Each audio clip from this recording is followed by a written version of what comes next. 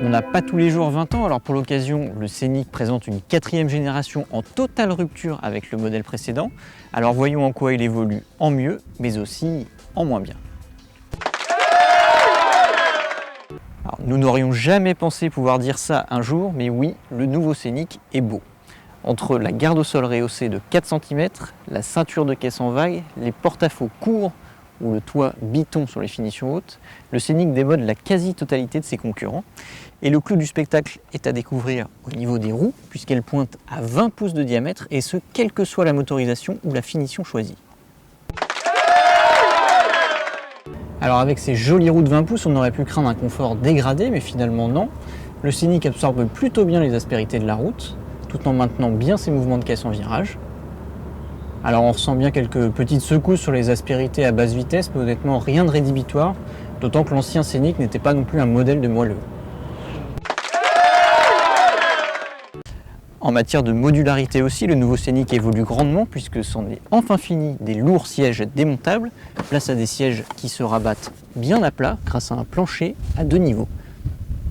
Et en finition haute intense, on peut même jouer les papas magiciens grâce à cette commande qui rabat les sièges automatiquement, soit depuis le coffre, soit directement depuis l'écran tactile.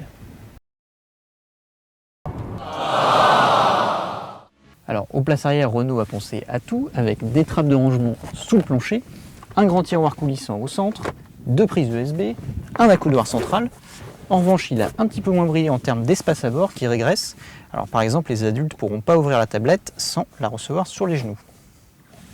Du coup, si vous voyagez avec des grands ados, mieux vaudra passer au grand Scénic qui dégage plus d'espace aux jambes et qui est facturé 600 € de plus en 5 places et 1200 € de plus en 7 places.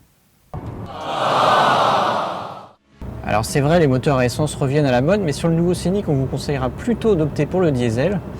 En essence, on a un 1,2 litre TCE turbo décliné en 2 niveaux de puissance de 115 et 130 chevaux.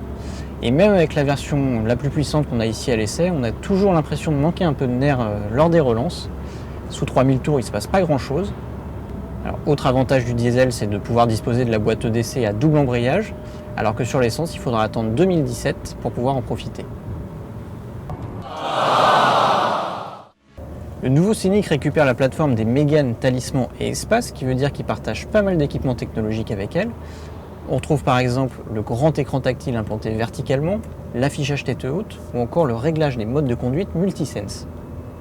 En revanche, il est le seul à proposer aussi un freinage d'urgence automatique en ville, actif entre 7 et 60 km/h, ainsi qu'une aide active au maintien dans la voie.